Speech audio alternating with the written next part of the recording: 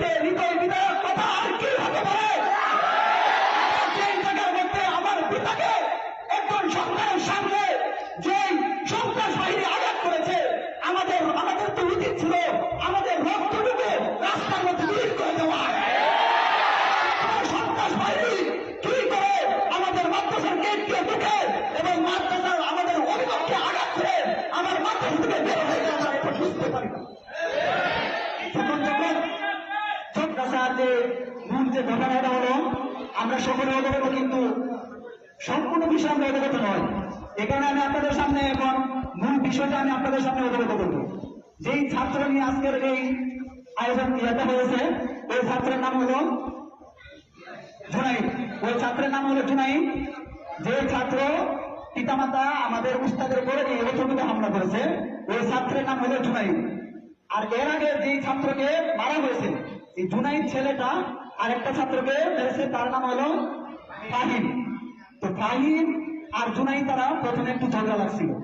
ঝগড়া লাগার পরে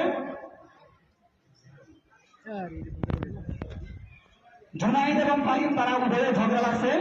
ঝগড়া লাগার পরে তাদের দুজনকে যখন উস্তাদের কাছে যখন নিয়ে যাওয়া হলো, তখন সমানভাবে উস্তাদ সমানভাবে তাদের দুজনকে প্রহার করছে, সমানভাবে বিচার করছে।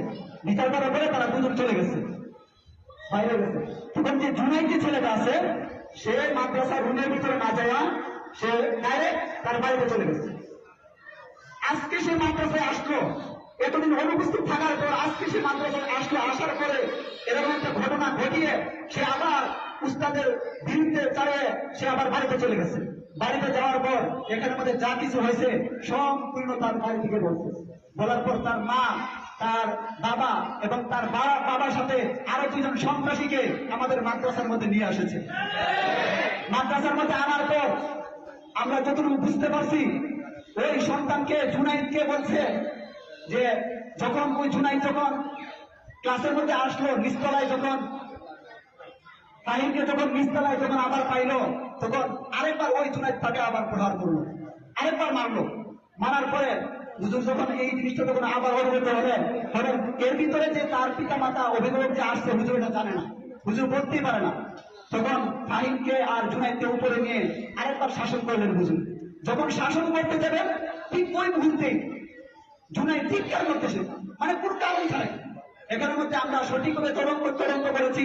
কয়েকজন ছাত্রকে যারা একদম উপস্থিত ছিল তাদের সাথে আমরা কথা বলেছি, তারা এই জিনিসগুলো আমাদেরকে বললো। তো যখন সে যখন চিল্লাচিল্লি শুরু করলো, তখন তার মা পিছনে গেটের পাশে দাঁড়ানো ছিল, উপরে